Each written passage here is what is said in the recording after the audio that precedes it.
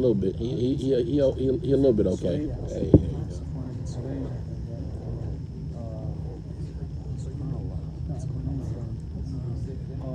He was happy. Saeed ibn, was it Salama? I'm trying to refresh what the hadith was about, man, so it clicks. Okay.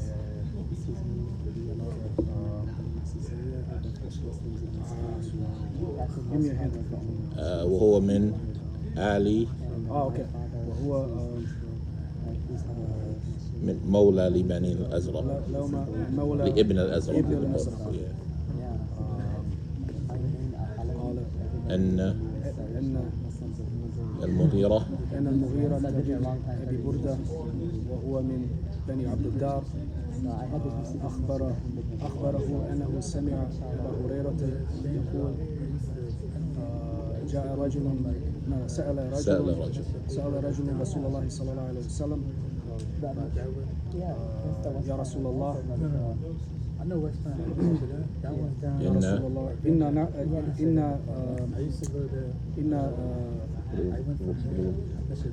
know the word, just إن نركب البحر ونعمل معنا القليل من الماء إذ توضأنا به عطشنا فنتوضأ بماء البحر فقال رسول الله صلى الله عليه وسلم والطهور ماؤه الحل ميتة. نعم. بسم الله الحمد لله الصلاة والسلام على رسول الله وعلى آله وصحبه ومن والاه. So the hadith we covered last time, Kitab al-Tahur lil-Wudu. The purifying water is needed for wudu or for wudu. The purifying water is needed to be used. It's needed for the water used in wudu, or it's needed for wudu. And we mentioned the hadith of Abu Mus'ab قراءة قال حدثنا مالك عن صفوان بن سليم عن سعيد بن سلمة مولى لابن الأزرق. I found a riwayah in the Mustadrak of al-Hakim where he mentions him from the pathway of Malik, calling him Mawla as well. Everybody else we mentioned last time, they call him Ibn al-Azraq or Min Ali Azraq or Min Ali Ben al-Azraq. But I found one other narration in the Mustadrak of al-Hakim so far where they called him Mawla. So we'll leave it that way. Mawla li Ibn al-Azraq. He said that al-Mughira ibn Abi Burda وهو من بني عبد الدار, and he was from the children of Ibn Abd al-Dar. He said that he heard him, he said that he informed him that he heard Abu Hurairah radiyallahu ta'ala anhu who said, سأل رجل رسول الله صلى الله عليه وسلم. A man asked the Messenger of Allah صلى الله عليه وسلم. So he said, Ya Rasulullah, inna narkabul bahr. We ride the sea. We ride in the sea. وَنَحْمِلُ مَعْنَا قَلِيلٌ أَوْ قَلِيلًا وَنَحْمِلُ مَعْنَا الْقَلِيلَ مِنَ الْمَاءِ. And we carry with us a little bit of water. فَإِن تَوَضَّأْنَا بِهِ عَطِشْنَا. So if we make wudu with that water, we'll go thirsty. أَفَنَتَوَضَّأُ بِمَاءِ الْبَحْرِ. Can we make wudu with the water in the sea? The Prophet ﷺ, he said, it is tahuru ma'uhu al-hillu maytatu. Its water is tahur, and its dead animals, its carrion, is halal. So, why are we still in this hadith? We covered a large portion of it last week. But this hadith, I really like this hadith because it has a lot of things that you can do with it. So this hadith, first and foremost, it's an asl. It's a foundation in two major topics, two extremely diverse and extensive topics: water and food. This hadith is a foundation in these two topics. The issues that deal with water, this hadith is one of the primary hadith in that topic. And the issues that deal with food, this hadith is one of the primary hadith in that topic. And so the topics and the conversation and the branches that sprout off of this hadith, the issues that you can extract from it, are numerous. This is one reason why we really like it and why we're back here today, because we didn't finish the second half. Another reason why I really like this hadith is because it is a great hadith to use as an exercise to improve your skills in the science of hadith. When we talk about grading a hadith, when we talk about examining a chain, comparing versions, authenticating or deeming to be inauthentic, this is a great example of a hadith that you can use that shows you the amount of work and effort that needs to go into determining the reliability or the authenticity of a narration. And in the other room, we have some work that we're doing on the board, just, presenting it. If anybody wants to after the class, we can go over it and see some of the effort that would go in just into seeing, is this narration reliable or not, and how the information reached us. Another reason why this hadith is so important, and it's one of the things we want to talk about today, is because it's a good hadith to use as a lesson on how to learn. When we talk about how to learn in the religion, and when we talk about how to learn the religion, specifically the laws, the rules, the regulations, the do's, the don'ts, the halal, the haram, there are two main methods in how one can advance and progress in their knowledge. You have fiqh al-tamadhub wa fiqh al-adillah. Learning by way of a madhab. And the other one is learning by way of the evidence. And both methods are acceptable as it comes to learning. But this hadith is an example for those who prefer learning via the madhab. And the reason I say that, we'll see when we start talking about some of these issues. So first off, what is fiqh al-tamadhub versus fiqh al-adillah? Fiqh al-tamadhub, when you learn via a madhab, there's a system to it. And this system is a way that is adopted by a lot of the contemporary scholars and the latter day scholars, like the later generation of scholars. A lot of them adopted this method in learning, fiqh at-tamadhub. And the method in it is that you start, for example, with a small book from any given madhab, whichever one you decide to start with, where the small book just simply has the answers. It has a listing of the issues, the topics, and the answers. Like we saw in Dalil al-Talib or Aqsar al-Muqtasarat or something like that. First chapter, the book of water. Water is 3 types. Right? It's just the answer. And it just gives you the answer. No evidence, no discussion, just the issue and the answer. And so an individual starts with this. And when they master that, when they have become aware of all of the issues, and they know the answer based on this madhab in those issues, then they advance one level. And they add to the issues the evidence that supports the answer. Not more. They don't go into the disagreement, anything like that. They just add the evidence that supports the answer that they have in the issue. So for example, Kitab al-Tahara, the book of purification, chapter about water. The first type of water is tahur. Allah says, وَأَنزَلْنَا مِنَ السَّمَاءِ مَاءً طَهُورًا. Bas. Allah says He sent down Allah says in the Quran, and we sent down from above water that is purified. That's the issue, the answer, the proof. And you go through the entirety of the book again like that, just adding the proof that supports the answer.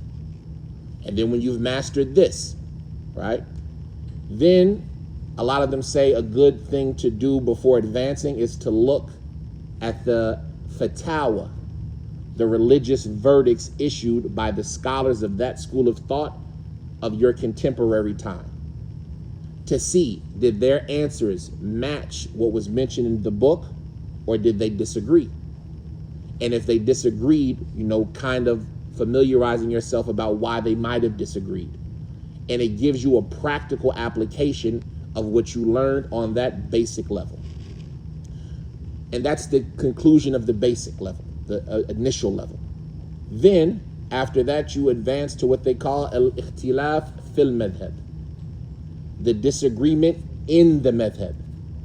So we'll know that a lot of the different madhahib, there's always more than one view. And so the next step after mastering the basic level is that you add to it the other opinion or opinions that are only inside of that same madhab. So like, for example, in the Hanbali madhab, Kitab al-Tahara, Kitab al-Miyah, or Bab al-Miyah, al-Miyah al-Thalatha. Water is 3 types. And Imam Ahmed also said 2. Just the disagreement and the evidence and the discussion about the evidence. How does this one respond to the one who disagrees? How does the one who disagrees respond back? And like this, when you've mastered this, this is the intermediate level. When you've mastered the entirety of the book of fiqh on this intermediate level, knowing the disagreement in the madhab. And if you're equating this to like grades in regular school, then the first level would be elementary. And the second level would be like high school. And then after you master this level, you advance to what they call al-ikhtilaf or khilaf al-ali, the major disagreement, which is the disagreement between the different madhabs. So you add to the things that you've already learned. What do the other madhabs say? And what is their evidence? And the discussion between the madhabs about this topic. Including with that, the things, the madhabs that have disappeared or the statements of the Salaf that aren't part of the 4 madhabs and things like that. And when you've mastered that, then you have accomplished and you have succeeded. And this is the method known as fiqh at-tamadhub, where you're building your structure in fiqh, one brick at a time. Every level you're adding one bit of information. And so it makes it easier to accomplish. And it also gives you at every stage, you have this overview of the entirety of the topics. So you know enough at an early stage to worship Allah and build off of, instead of being ignorant to what you don't even know about comparatively. So that's one method. Another method is what they call fiqh al-adillah. And fiqh al-adillah, or fiqh ahkam, ahadith al-ahkam, the ahadith of rulings, this is the way that the Salaf most likely would have learned. And even though this is the way that they traverse, there's no error in either way. But fiqh al-adillah is more complex, it's more difficult. The benefit of it is that it attaches the person to the evidence directly, giving the evidence a value and a significance that might not necessarily be in the same or be held in the same esteem as somebody who goes about it from the other path. And so fiqh al-adillah is that you start with the hadith of ahkam, but not even that, because before you can actually approach the hadith themselves, you need to have a basis of, or the basics of what they call ulum al-ala, the helpful sciences, the support sciences. You need to understand Arabic.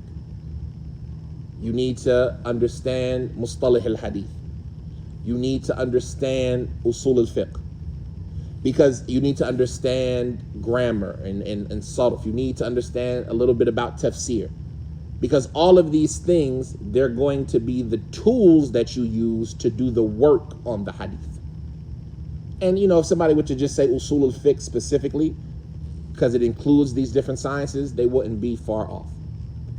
But after you have this basic understanding of these support sciences, then you look at the narrations themselves, what they call ahadith al-ahkam, the ahadith that deal with rulings and judgments. And the reality of it is that there's only about, at most maybe 2,000 of them. Some people say as much as 4 or 7. Some people say as little as 9. Any specific hadith that are going, that's the basic in the hadith al-ahkam. There's more than that, but these are the ones that you should know.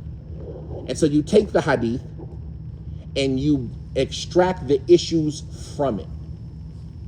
So in fiqh at-tamadhub, you got the issues and then you put it back to the hadith. While in fiqh al-adillah, you're taking the hadith and you're extracting the issues from it. And so you look at a hadith and how it presents, and you extract what topics can you make out of it. And, like we say, that could lead to you missing some topics. Then, after that, you extract or you compile the statements of the scholars regarding those issues.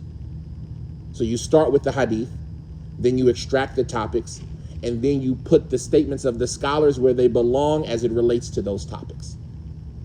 And so with one issue, it will take you a lot longer to solve the entirety of it than it might take you to just finish that issue on fiqh al-madhhab. Meaning you get the answer, then you get the proof, then you get the disagreement, then you get the proof, then you get the discussion, then you get the higher disagreement, then you get the proof. While the other way, you have to go and collect all of the statements of the scholars from their various books, from their various locations, collect their arguments, collect their disagreements.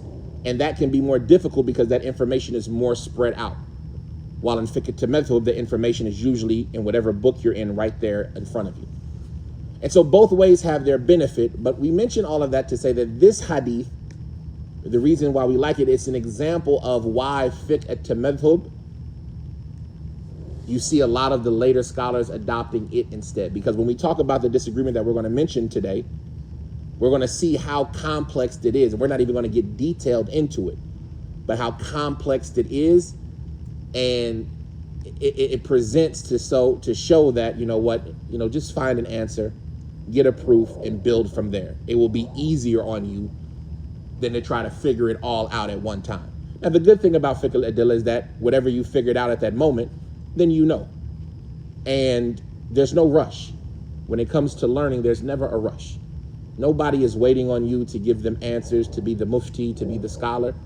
You're learning for your benefit and for the benefit of others when you have the information. And so being attached to the evidence is something that you find a lot of the younger people of modern days, being really attached to. Anyway, so that's some of the things that we like about this hadith. So last time we talked about at-tahur lil-wudu, the purifying water that's necessary for wudu. And we talked about how water is three categories: tahur, tahir, and najis. Purifying, pure, and dirty. And we said that the reality of it is that purifying and pure are just one category, but the scholars disagree. Some of them make them separate categories. And at the end of the day, anything that is not impure water, then it is usable for purification. And this includes what's mentioned in the hadith, the water that is in the sea. The Prophet ﷺ, he said, "Huwa tahuru ma'uhu." Its water is pure.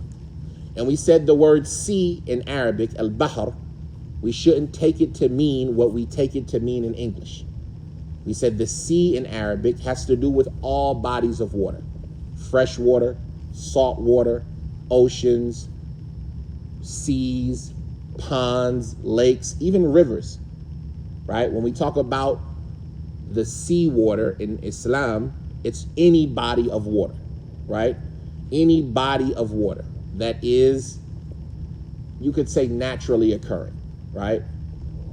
Not the tub that you filled up with water. Obviously, this is not included in that.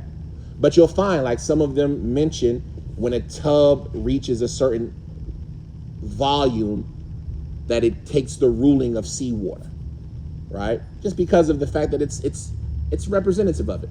Likewise, man-made rivers. People can dig out their own rivers or dig out their own ponds and their own lakes and things like that, right? And so all of these things, we're talking about those bodies of water, whether they be naturally occurring or they perhaps could be man-made, where there's an ecosystem in them, life, things like that dwells in them. All of these are considered seawater. So it's not just salt water, even though this hadith dealt with the concept of salt water more so because that's what the Sahaba were having a difficulty in themselves making a purification because of it, right? When they found that the water had changed its taste or smell, or its taste and its smell, and potentially its color because of this salt that is part of it, they were paused as it related to purifying from it. And so when they asked the Prophet about it, he alleviated that concern and said, "Huwa tahuru ma'uhu al-hillu maytatu." Its water is tahur. It can be used to purify, and it's clean in itself. And as we mentioned, there's no disagreement about this, i.e. the acceptability of using this water.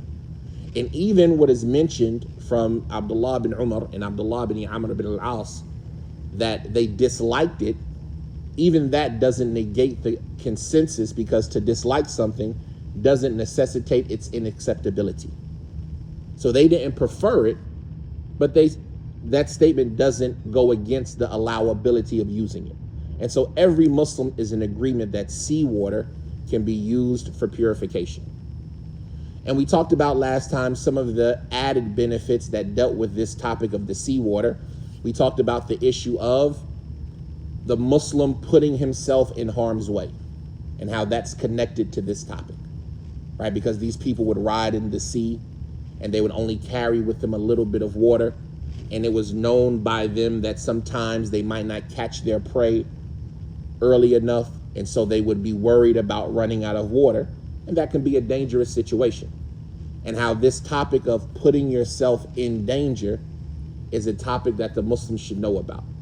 And there are different, manifestations of this, right? Things that deal with Aqidah, for example. Can you purposely go to a bad location, a dangerous location for your religion,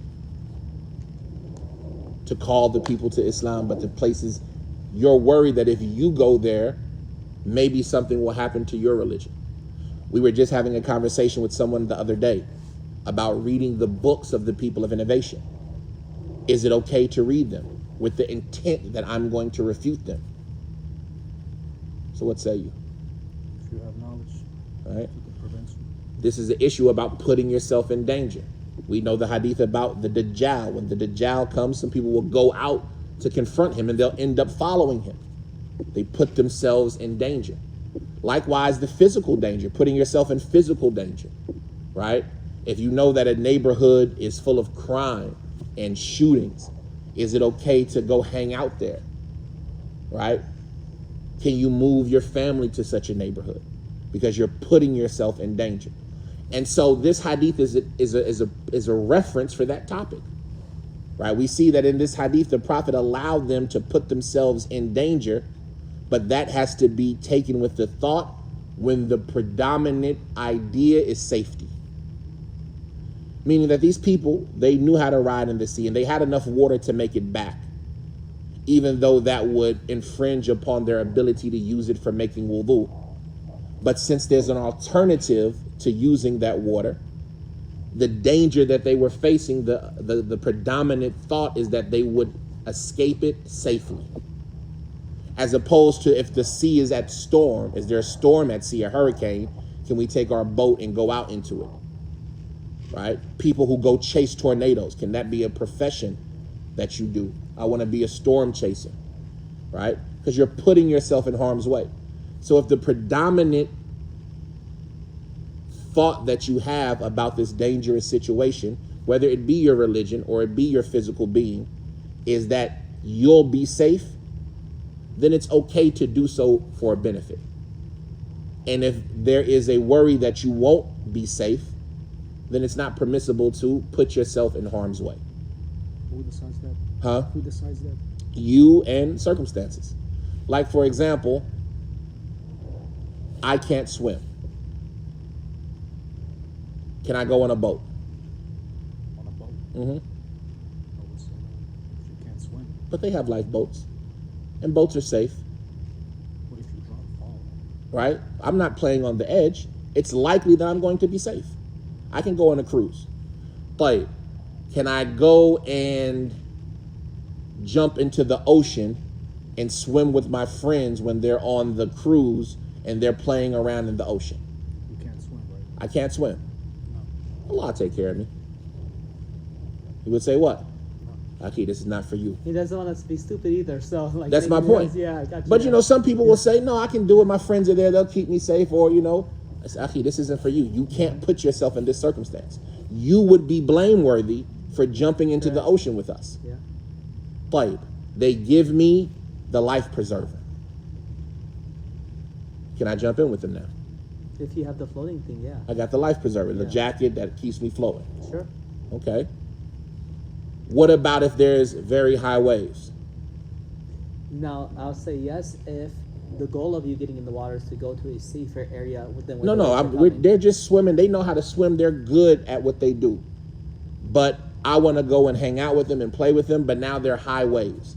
I'm not experienced in the water. I have the life preserver. I'd say no then. Even with the life preserver, it's like, okay, you might not be safe out here. Yeah. You see what I'm saying? And so you see how you can kind of make that determination, or the circumstances, people that are trustworthy and reliable and have knowledge, they can make those determinations the same way you determine if, you know, you're too sick to fast. So this hadith is a foundation in that. And so that's one of the benefits that we got out of this hadith last time.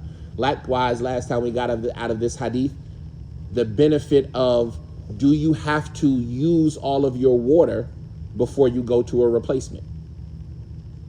I have a little bit of water that I need to drink while traveling on land. And where I'm at, I'm not sure that I'll come into water again for a while. I'm traveling. Right nowadays, this is maybe not practical for us here in the West, but in other places on earth, you're traveling. You don't know where the next time you'll come across water. And I have water that I have for my drinking purposes. Do I need to exhaust that water before I make tayammum? Huh? No. The answer is no. Right? I don't need to. I can save that water, even though I have water. And Allah says, فَلَمْ تَجِدُوا مَاءً فَتَيَمَّمُوا. I found water. I have it with me. But because that water is dedicated for drinking, and I don't know when I'll find water again, if I'm worried that if I use this water for wudu, I'll end up in a hardship or a difficulty, Abdullah, then in that circumstance, I can make tayammum and not need to exhaust my water, right? What if I have enough water to make a partial wudu, but not the full thing? Do I need to exhaust my water? I have enough to wash my face and my arms, but I don't have enough to wipe my head and my leg and my feet. Do I need to exhaust the water before making tayammum? Huh? This is something that they disagree about. Do what you can, or since I can't make a whole wudu, don't even try to and just make tayammum. But this hadith has some reference to those topics. So we see the amount of information that this one hadith can present to us. The topic we want to talk about today is the topic of where the Prophet sallallahu alaihi wasallam, he said, "Huwa tahuru ma'uhu al-hillu maytatu." Its water is tahur, and its dead animals are halal. First thing, mayta, right? Al-hil is like another way of saying halal, just like al-haram is another way of saying haram. You have al-hil wal-haram, right? And al-hil are things that are accessible, things that are allowable, while al-haram or al-haram are things that are inaccessible, unallowable. So like we call Mecca, for example, what? Al-haram, right? We call the masjid in Mecca, the Kaaba, masjid al-haram, because there are things that aren't allowable in Mecca. You can't slaughter animals, you can't hunt animals, right? You can't uproot its trees. You shouldn't fight therein and things like that. That area, there are things that are unallowed. And that's where they get the concept sacred from. There are things that you are prevented from doing. As opposed to outside the boundaries of Mecca, they call that area al-hil, right? If you were in Mecca and you wanted to go make an umrah after you had already been in Mecca, some of them will say, you know what, you need to go to al-hil. You need to go to the boundaries outside of Mecca where it's halal and put on your ihram and come back in so that you can enter Mecca upon ihram. You see what I'm saying? So they call that al-hil. And it's the same thing like halal. Things that are halal are accessible to us, usable by us, while things that are haram are non-accessible or non-usable to us, right? Allah Azza wa Jalla, he says, إِنَّهُ مَنْ يُشْرِكْ بِاللَّهِ فَقَدْ حَرَّمَ اللَّهُ عَلَيْهِ الْجَنَّةِ. Whoever commits shirk with Allah, then Allah makes what? Makes Jannah haram, i.e. inaccessible, right? وَمَأْوَاهُ النَّارُ. So this is what al-hil or halal and al-haram wa haram, what they mean. Usable or accessible, or unaccessible, unusable. So the Prophet ﷺ, he said, al-hillu maytatu. Its mayta is halal. What is mayta? What is mayta? Go ahead, tell me. Animal that's not been slaughtered. An animal that hasn't been slaughtered, okay. Any animal? Dead. Huh? Dead. A dead animal. It's dead and it's not slaughtered. But he says it has to not be slaughtered. Anybody have anything else? Al-Mayta is ma mata hatfa anfihi. That which has died of its own accord. And even that, right, isn't necessarily the case. Because Mayta can be applicable to anything that dies without being slaughtered Islamically or hunted Islamically, right? And we differentiate between slaughtering and hunting because they're two different methods of how you dispose or kill an animal. So, whether that animal, I don't even want to say animal yet, whether that thing dies of its own accord, it just keels over and dies. Nothing was there, nothing happened, just keeled over and died, that's what? Mate.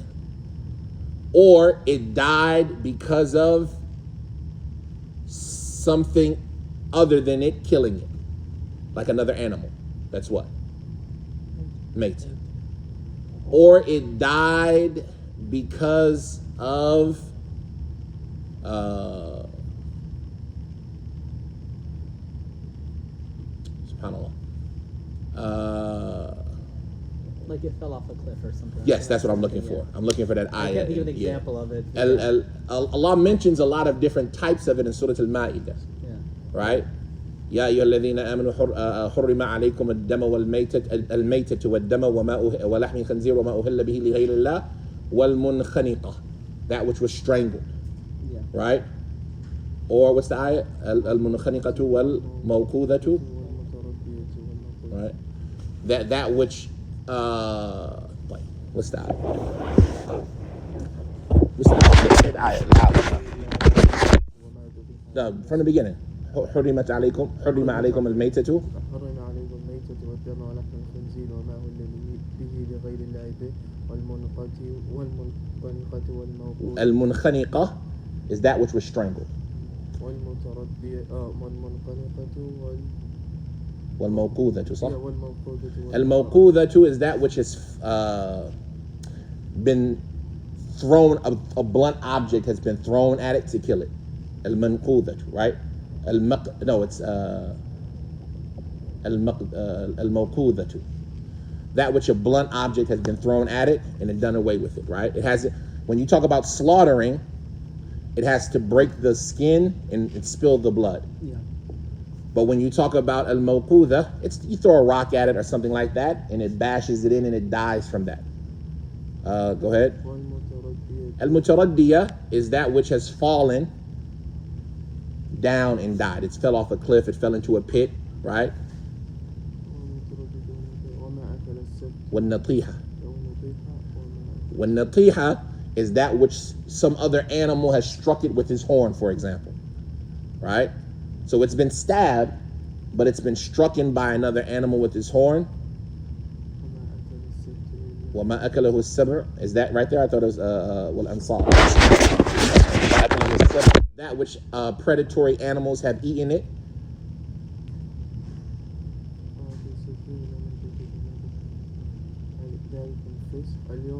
No, before that. The third ayah in Surah Al-Ma'idah. The problem is my memory is weak and I'm over here saying we're skipping something. Play.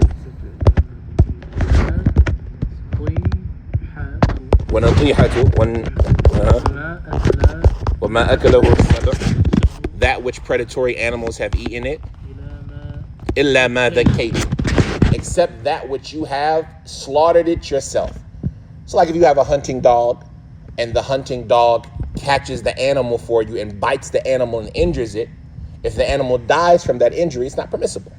But if you get to that animal in time and slaughter it yourself, then it's permissible. If a lion had a gazelle and bit it and it was over there killing it, and then you scared the lion off and the gazelle was still breathing, and then you slaughtered it, it's permissible. إِلَّا مَا ذَكَّيْتُمْ وَمَا ذُبِحَ عَلَى النُّصُبِ. An-nusub are the altars that they erect for other than Allah, right? And so something that's slaughtered on the altars of these other gods. Go ahead. That's the last one. وَأَن تَسْتَقْسِمُوا بِالْأَزْلَامِ ذَلِكُمُ الْفِسْقُ. Right. And تَسْتَقْسِمُوا بِالْأَزْلَامِ is just about divination. Yeah. So if you look at all of those things, all of those are examples of things that could be Mayta. Right? Something that isn't slaughtered Islamically, or can't be slaughtered Islamically, or is slaughtered incorrectly. All of that could be Mayta. Something that dies of its own accord. Something that, right, when we say, so let's look at it and try to categorize it. Something that dies, that's what I was trying to do earlier, I just couldn't remember where I was at. Something that dies by itself. Nothing did anything to it, it's Mayta. Something that is slaughtered un-Islamically. Right? Islamically, to be slaughtered, it has to run the blood and pierce the skin, or it has to be hunted. If it's not killed by slaughtering or being hunted, then it's slaughtered un-Islamically. Something that's slaughtered Islamically in error, right? They did it in Islamic fashion, but they were wrong in how they did it. Meaning, for example, they didn't mention Allah's name, right? They slaughtered, they spilt the blood and broke the skin, but they didn't mention Allah's name. Or something that Islamically can't be slaughtered, right? Like a pig. There's no Islamic way to do dhibh to a pig or a dog. You can't slaughter them Islamically. Something that can't be slaughtered,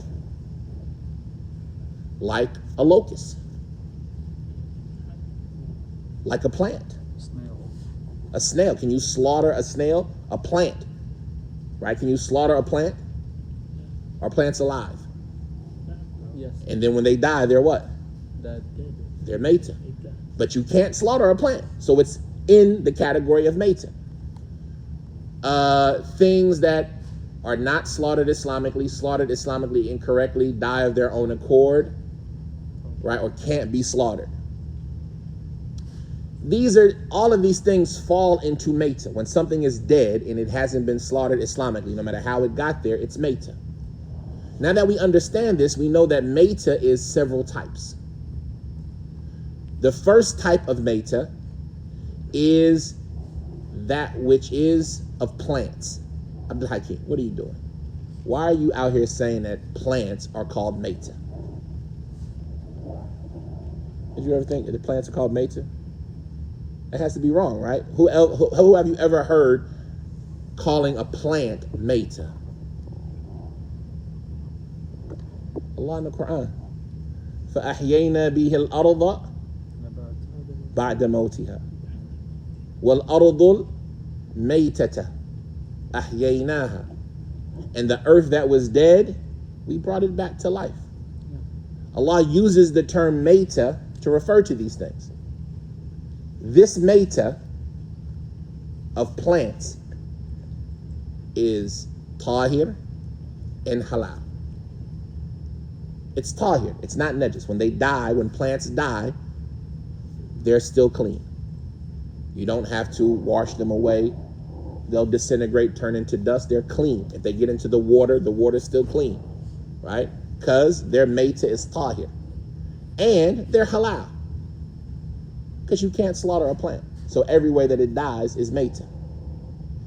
And you might think that, Abdul Hakim is exaggerating with these terms, but you'll see that the Salaf use these terms. For example, they mention in conjunction with this hadith, there's the statement of Abu Darda. Al-Bukhari brings it in his Sahih without a chain. Abu Darda, he said, was asked about muri, which is a type of condiment made of wheat and, alcohol and fish and salt, right? He said, ذبح الخمر أو ذبح الخمر النونان والشمس. It slaughtered the alcohol, the fish, and the sun. Right? They use this alcohol and they put this type of fish in it, along with this breaded wheat material and salt, and they let it sit out in the sun.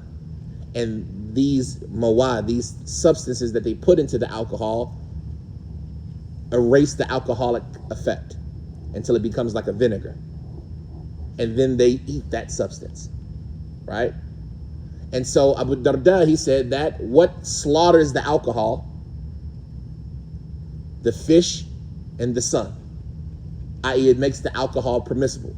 So you see that they use terms like this, like it's not the way you think. How can something slaughter alcohol, right? But so when we say something like there's no way to slaughter a plant, there's no legislated explanation of how a plant could be slaughtered, so it's maytah, because plants are alive. طيب. The second type of maytah, ما ليس له نفس سائل, that which doesn't have flowing blood. There are animals that live on earth that their blood doesn't flow. You and I have blood that runs through our veins. Some of us are warm-blooded. Some animals have flowing blood, but they're cold-blooded, meaning their body doesn't regulate their temperature. But in spite of that, they all have what? Blood that flows in their veins. And then there are animals that don't have flowing blood. Like what? Probably like beetles or bugs or something? Insects. Yeah, insects, yeah. Insects don't have flowing blood. But when they die, can you slaughter an insect?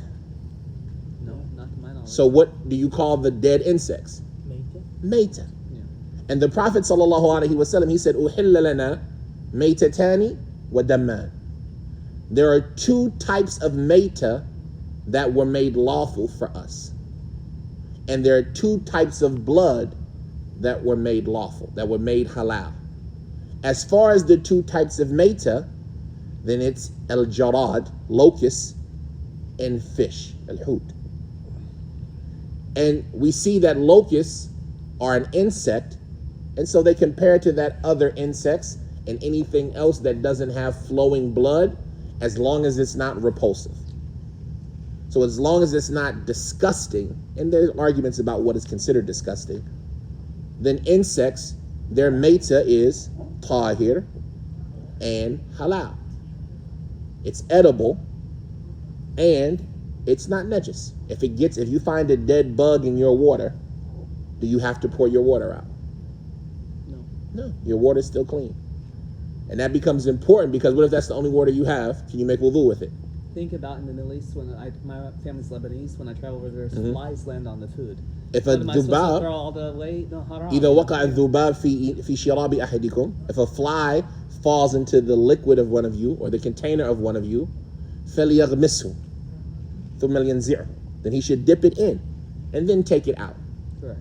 Because in one of its wings there is a sickness, and in the other one there is a cure, and it protects itself with the wing that has the sickness. So the Prophet telling us to put the fly in shows us that the fly is not what? Like, why did the Prophet tell us to take it out? How come he can't just say eat it after that? Because they'll be consuming a dead animal? Right? No, we just said you can eat locusts. Oh, that's right, yeah. Huh? Who wants to eat a fly? It's disgusting. Oh, okay. Flies are disgusting. So the reason why we can't eat it isn't because it's najis, but because it's disgusting. That makes sense. But yeah. insects that aren't disgusting, they're edible. Chocolate-covered ants. People eat them. Really? Right? Yes. I mean, China, yeah. It's a delicacy, right? And you'll find different insects and different animals that don't have flowing blood. Crickets, fried crickets. Yeah. Right? So that's the second type of maytah. It's tahir and halal, as long as it's not disgusting. The third type of maytah, we're going to skip for now. We're going to skip. Actually, we can't skip it. Well, yeah, we're going to skip it. We're going to skip it because that's the point of the conversation. The fourth type of maytah is the maytah of animals with flowing blood, land animals with flowing blood. Land animals with flowing blood. Any land animal with flowing blood, if it becomes maytah, and we've already talked about how something can become maytah, it's najis and haram. All of it is najis and all of it is haram. Or some people say it's broken into three categories. Some people say all of it's najis, all of it's haram. Some people say no, it's broken into three categories. That which is above the skin, that which is under the skin in the skin. And they say that which is above the skin, like hair, like fur, like wool, like feathers, these things have a life similar to the life of plants. May I ask you a Go question ahead. about the land? I don't want to talk too Go much, ahead. but No problem. ask you. So I ate a food that was haram, a land animal. My understanding, I was told, but I didn't know any better until they educated me, like you're saying, because I don't know everything. No problem. You know, and the hakim I need. But it was my wife and I. She's a pharmacist. We went to a fancy restaurant, and they said, "Do you want to try lion, like Simba meat?" Right. I said, "Sure." You know, I didn't give it a second thought. And then after I ate it, I was told from other brothers of mine, like, no, Haram. no, you can't do that. I had Yes. no clue, so I felt awful about Alhamdulillah. it. Yeah, alhamdulillah, yeah. Uh, Land animals. فمن غير عاد ولا باغ فلا إثم عليه. Right? Don't do it again. No, yeah. Inshallah. Inshallah, yeah. But the point is that land animals with flowing blood, some people say all of it's haram and najis. Others say no, you have to break it up. There's that which is above the skin, which has a life like the life of a plant. Your hair, is it alive? I What is life? yeah. The nerves, I think, are, but not the hair, right? No? Blood that's running. Well, blood, some people say blood is life. I can't say that that's wrong, but that's not life. What is the most exclusive quality for something that is alive? And this is an Aqidah issue. Because in school, they teach you, like, how did you know an animal was alive in school? Conscious? Something that grows? Motion. Really? Okay. Al-haraka akhassu alamatul haya. For example, Allah is what? Al-Hayy. Is Allah alive? But he doesn't eat. Yeah. He doesn't take a habitat. He doesn't reproduce. He doesn't sleep. These are things that from biology that we know something is alive. So what is the quality through which Allah, we know he's alive? What does Allah have? He moves. Actions. Actions. Right? Allah does things. And that doing thing, that haraka, that action, that fi'l, is how you can know something is alive. Why do I say that this phone is alive? It can't do anything. It doesn't do anything. This isn't alive. It doesn't do anything. But plants, they do what? They grow. They consume. Right? They lean towards the sun. All of this is what? Action. Signs of life. Yeah. Tayyib, your hair, is it alive? No. Yeah, your hair grows, doesn't it? If I cut your hair off, what will it do? It'll grow back. This is a sign of life, but it's the life of what? That which is similar to like a plant. It's similar to a plant. You cut a tree down, you cut a plant down, what does it do? Comes back. It grows back, and it doesn't have what? Veins. Blood. Blood. It doesn't have the life force or a nafs. And so they say the hair, the feather, the fur, the wool, all of these things are like the life of plant. So even from najis animals, they're tahir. But it needs blood. No, it doesn't. Your hair has no blood in it. We're not talking about what it needs and where it came from originally, because the milk comes from what? Under the skin. Min bayn ad-dami wal farth. The milk of the cow comes between the blood and the feces, the excrement, and we get from it milk. So we're not talking about does your body need blood to survive. Your beard has hair. A pig has hair. A dead animal has fur. A sheep that dies without being slaughtered, can I shave it down and use that wool? Because it's not najis. Because the life of that fur, hair, feather is like the life of a plant. And then they say that which is under the skin, this is najis and haram. Because that which is under the skin of these land animals with flowing blood has what? Blood. Has blood. And since it has that life and it wasn't slaughtered Islamically, it becomes najis. And then the third thing we have is that which is the skin itself. The skin is in between. Before, when the animal is meta, the skin is what? It's najis. Because it's close to that which is having the blood flow in it and things like that. But since the skin isn't the same as the flesh, the meat, the tendon, the fat, there is a way of purifying it and making it clean, even if the animal was najis, which is called dibagh, turning it into leather. And by turning something into leather, it becomes pure.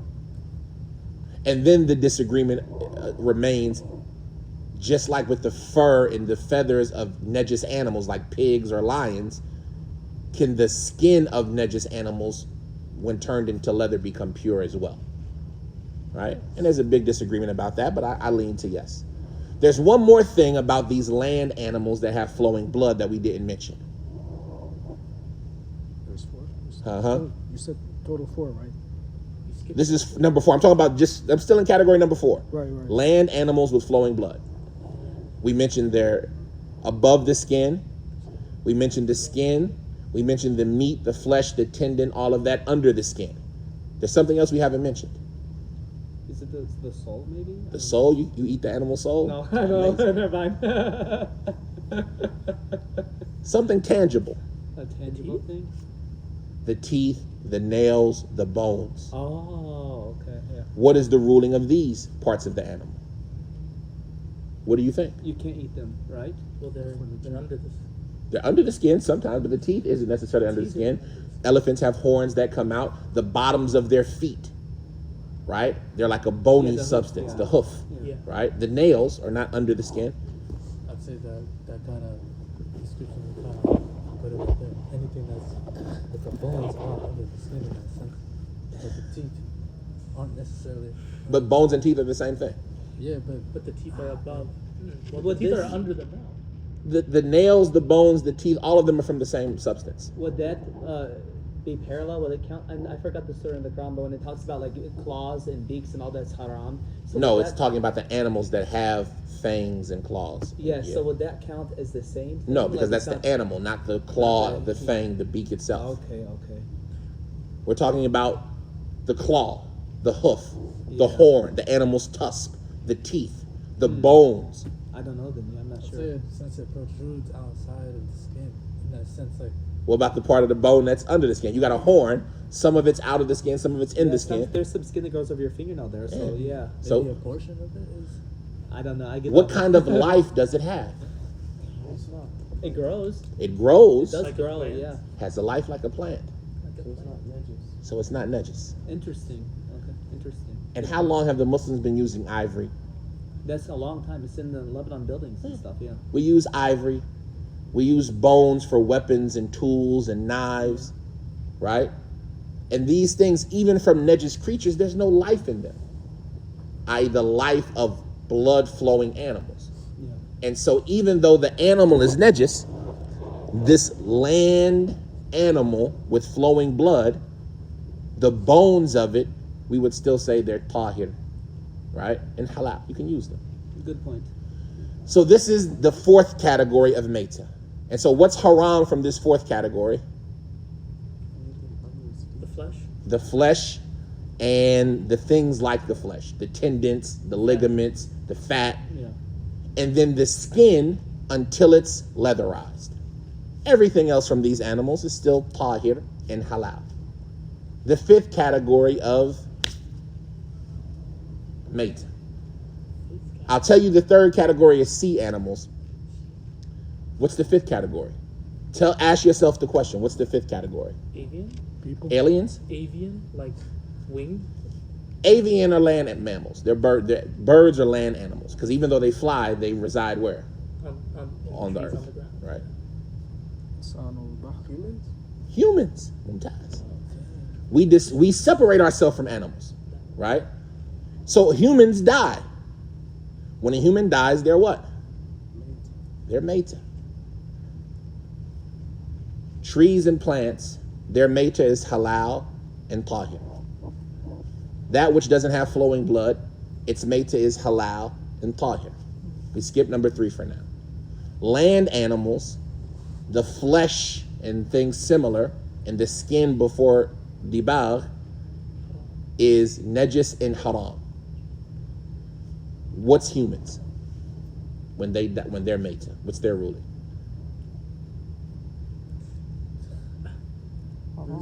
Haram. Haram. Absolutely haram. We know they're haram because the human is sacred. You can't utilize the human or any part thereof. That includes the hair, that includes the bones, that includes the nails. All of it is sacred. You cannot use it for anything. It's like wigs. Huh? Wigs. Like wigs. Like Yes, wigs are haram. Human hair wigs are haram, for sure. طيب, that's one half of the ruling. It's haram. What's the other half? But they're not. To call them najis, would you? That's what I'm kind of confused about. So what do you think? Are they najis or tahir? It's not najis. It's not It's najis. not najis. So you see there's a difference from humans. They're haram, but tahir. Right? Meaning their dead bodies aren't najis. Right? But it's suitable to wash after touching one. After you give a bath to a dead body for the janazah, it's suitable to take a bath or to make wudu. But they're not najis and they're not filthy. But they are haram. Okay, so that's 4 out of the 5. The third one is the complicated one. And that's the one that this hadith is the foundation of. And it is sea animals. Animals that live in water. When it comes to animals that live in water, the Prophet ﷺ, according to this hadith, said what? He said, Al-hillu maytatu. Before the hadith, let's look at an ayah. وَصَيْدُ الْبَحْرِ what's the ayah? وَصَيْدُ الْبَحْرِ حَلَالٌ لَكُمْ وَصَيْدُ الْبَحْرِ. No, how does it start? أُحِلَّ لَكُمْ صَيْدُ الْبَحْرِ وَطَعَامُهُ مَتَاعًا لَكُمْ. Huh? It's made halal for you the hunted animals of the sea. Animals that you have to hunt in the sea are halal. So we know we can eat the animals that are in the sea when we hunt them, because hunting them is a method of what? Killing them. وَطَعَامُهُ. And its food is an enjoyment for you. What does this mean? you can eat it? Sayd al-Bahri is the animals that are alive that you kill them by hunting them.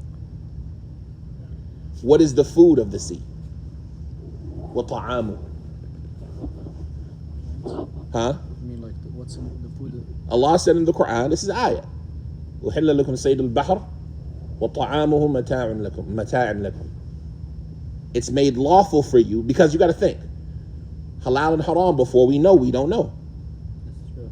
Allah is telling us, you know what? Everything that there's no way to really slaughter most of the sea animals. Why? Because they don't have like necks, which you. Because they'll run from you. And when they run from you, where will they go? Deeper. Into the water. How are you going to get down there to slaughter it? So that's Sayd, just like Sayd al-Bahr, a Sayd al-Barr. Why is it hunted? Why do you have to hunt an antelope? Because it runs away. What do you not hunt? The farming. Farm animals. Al-Anisa, Al-Ahliya. You don't have to hunt a sheep. That's it. But a gazelle, a deer, they run away. So you have to hunt them. Allah has given us an allowance to eat those animals that we can't slaughter. Similarly, on the sea, everything in the sea. Is there any friendly sea animals? Huh? Sea animals? When we say friendly, they say ahliya in Arabic, meaning that domesticated sea animals. Like a dolphin? It's domesticated? Yeah. Not really. No, dolphins do what they want to do. They will go away and you can't get it. What else? Is there any domesticated animal in the sea? Domesticated in the sea? Is there any domesticated sea animals? Not that I could think of. There's none. Yeah. The only way you can get a sea animal is by doing what? Trapping it. Catching. By trapping it, by catching it, by crabs? hunting it, even crabs. You got to throw that net in there. You see what I'm saying? Domesticated animals are the ones that come when they're beckoned like that. Even cats, you go, the cat does what? comes to you, right? So since the only way we can get the animals in the sea is by hunting, Allah is telling us that those animals, when they're alive and you want to eat one of them, what can you do? You can hunt it. وَحِلَّ لَكُمْ صَيْدُ الْبَحْرِ. It's halal for you to hunt the sea animals. You can kill them, you can eat them. طيب, he says, وَطَعَامُهُ مَتَاعًا لَكُمْ. And its food is an enjoyment for you. We know the hunted animals. What's its food? Other fish? Huh? Other fish? Other fish are hunted animals. What about That the which you plants hunt. Plants are plants. in the water? Plants are plants, wherever they are. It's food. It's food. Well, the only thing I know about this and enjoyment is I know, like in the sea, that pearls are made and things like that. No, we're talking about Like- enjoyment for consumption. Oh, So I'm not sure. It's, Yeah. it's Food is an enjoyment for you, so So what is its food? Little small that which fish. you hunt. That's a hunted fish. Algae? I don't know. No. The hunted fish is Well, the hunted fish is that the sayd. It's what you hunted. Allah mentions two things. Sayd al-bahr, the things that you have to hunt. no. And then he says, and its food. I guess it's like flesh or something. Here, And it's food. So the that which you animals, eat- it's halal for you, the animals that you hunt in the sea. And we said the animals that you hunt in the sea are which animals? the ones that run away. All of them. Oh, All it's of food. them. Maybe like squid or shrimp or something. I don't That's an animal that you have to know. hunt. I When have you, no said, clue. when you say and it's food, And its food. is it referring to what you've hunted? Ah, this is what some people say. Some of the Salaf, when they explain this ayah, and this is why it's important because it's going to shape our disagreement. Some of the Salaf say the hunted animal is what you take from it when it's alive. You hunt it when it's alive, you kill it. No. That's the hunted animal of the sea. Then you take that meat, you salt it, you store it. Now it's what? Is it hunted anymore? Yeah. And so it's its food. That's one opinion, but that's the opinion of some of the Salaf. It's from them as the Sahaba. They held this view about the meaning of and its food. Others, they say, no, its food Is what it hunts. is what it kills. The sea kills animals. Yeah. And when the sea kills those animals, that is its food, the meta of the sea. And so we use that as a proof to show that you can eat the dead animals of the sea. Like Shurayh, one of the Sahaba, he said, everything in the sea has been killed for you. I.e., the dead animals in the sea, they've all been killed for you already. And Abu Bakr has a narration that it's something that Allah has slaughtered for you. So we see this concept that the sea has animals that are alive that we have to hunt, and then it has animals that are dead. That's the meta of the sea. Now, when it comes to the meta of the sea, the Prophet ﷺ said, what about it based on this hadith? Al-hillu maytatu. But here is where the people start to disagree. What is meant by its meta? Before we can understand that completely, we have to understand what are the animals that live in the sea. How many categories of there are animals that live in the sea? There's unknown species too. Not the types of animals, the categories. Like try to make it, Mammal and then the non-mammal. okay, right? mammal, non-mammal, that's a good guess. The one that walks But and the one that the swims. Prophet didn't have that type of distinction. Oh, okay, I don't know. Predators. Predators and non-predators, that's reasonable. The one that walks and the one that swims. Ones that walk on the sea, what walks on the sea? The one that swims. Like crab. amphibians. You're Frogs? getting I don't closer. know. What's an amphibian? Crabs. Yeah. Amphibians, that which can live on the land and the sea. Don't call them amphibians. Because when you say amphibians, you're right, that's what they call amphibians. But when you say amphibians, you think of what? Like Frog. Reptiles. I was gonna say like an And alligator. not all amphibians are reptiles. Mm. What's something that lives in the sea and on land but it's not a reptile? Like A seal? A seal. Seal, yeah. Kelbul Bahr. Yeah. Sea lion. Yeah. A hippo. Faras al Bahr. Turtles are reptiles, but a Maybe even a sulhafa. bear, probably, like the polar bears or They, something. polar bears, maybe. They spend a lot of time in the water. A lot, penguin. Penguins, a bird. Al-Bitriq. Ducks. Ducks dogs. yeah. Where do they live? in the ponds. They live in water. But on top of the water. That's in the water. Bahr is not only like this. Bahr is not only This sea. the sea. Seagulls. So we can't eat. I didn't say you can't. I said these are all animals that do what? Live on land and sea. So when you say amphibian, you automatically think of reptiles, salamanders, crocodiles, alligators, but these are not the only animals that live on land and sea. There's a lot of animals that live on land and water. In Arabic, we call them barmawi. Or al-barma'i. Land water animals. Barma'i. Land water animals. That's one category. What's the other category of sea animals? That which lives only in the water? That which lives only in the water. Can't live on land. Like a fish. Like a fish. Shark. Shark. The dolphins. Yeah. Dolphins. Free Willy, yeah. Whales. Oh, yeah. Porpoises. Right? Do crabs count in both land and water? Barma'i. Can they live on land? Can they live in sea? Then they're barma'i. They live on land and water. Sea urchins? Only live in the Urchins. Al-Qunfuth. These are all things that are sea animals. You have that which is only in the sea and that which is on land and sea. So now that we understand that, what is the meta of it? Its meta. What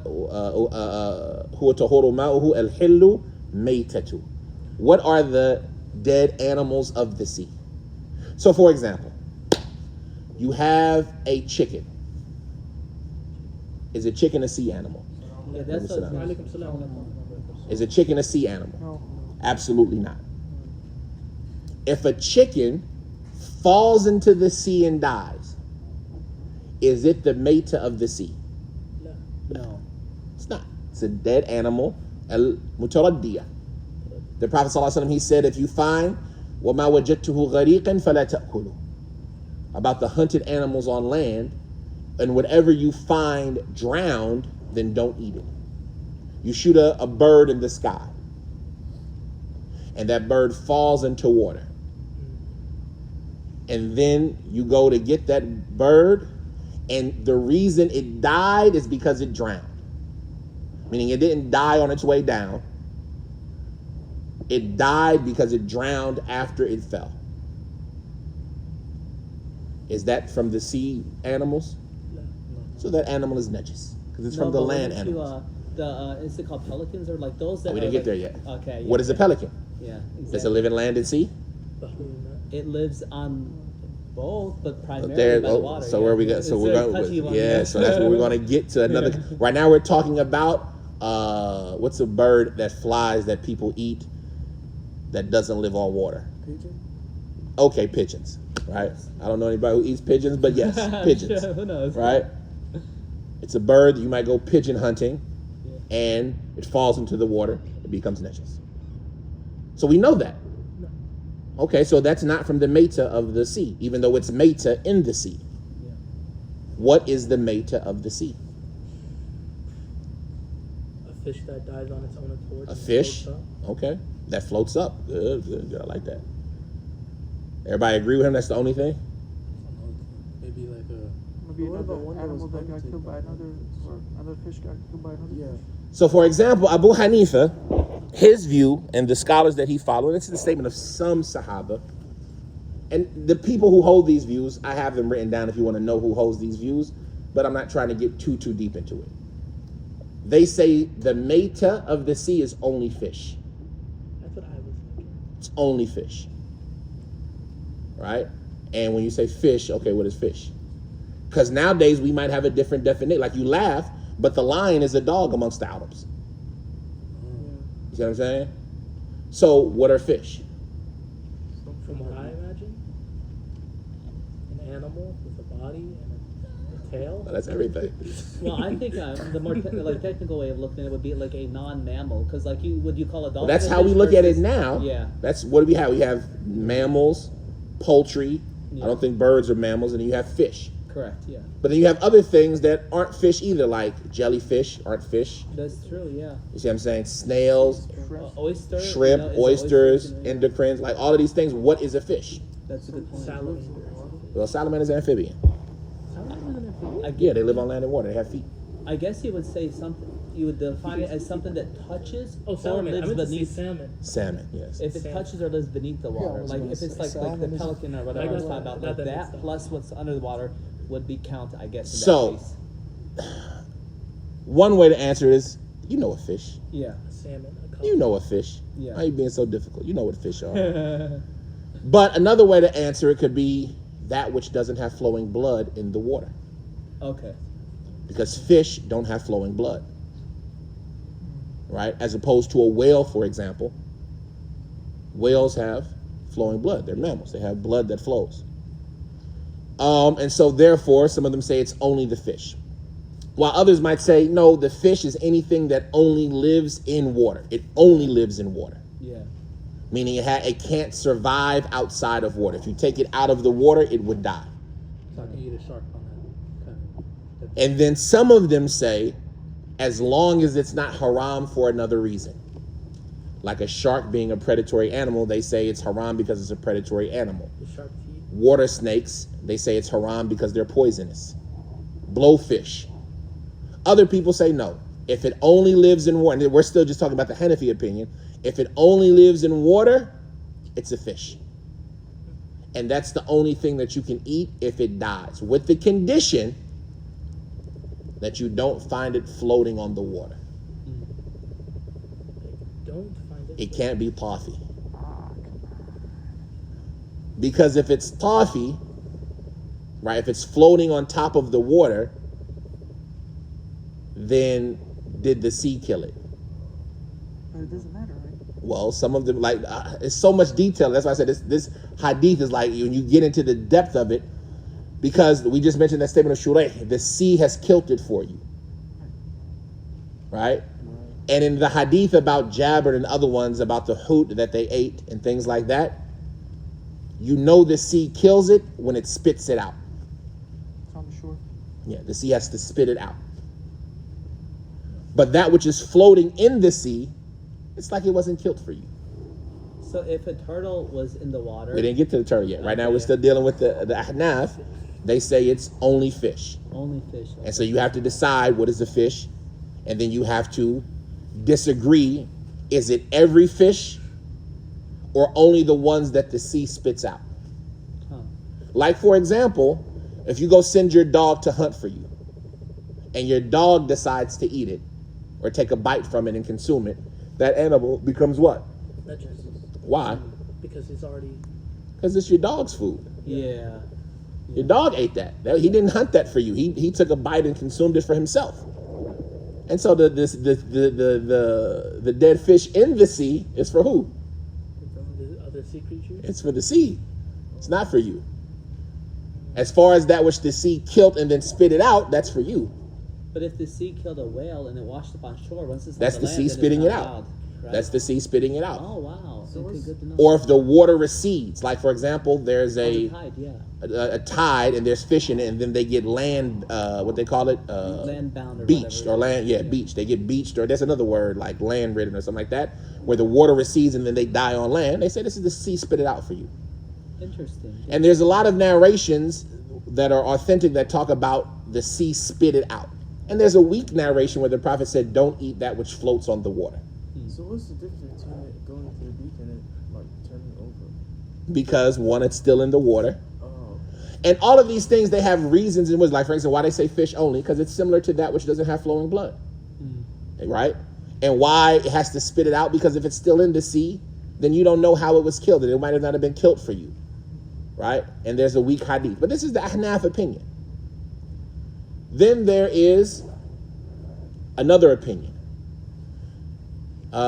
This is the opinion of Ahmed and Ash-Shafi'i, that everything that lives exclusively in water is halal.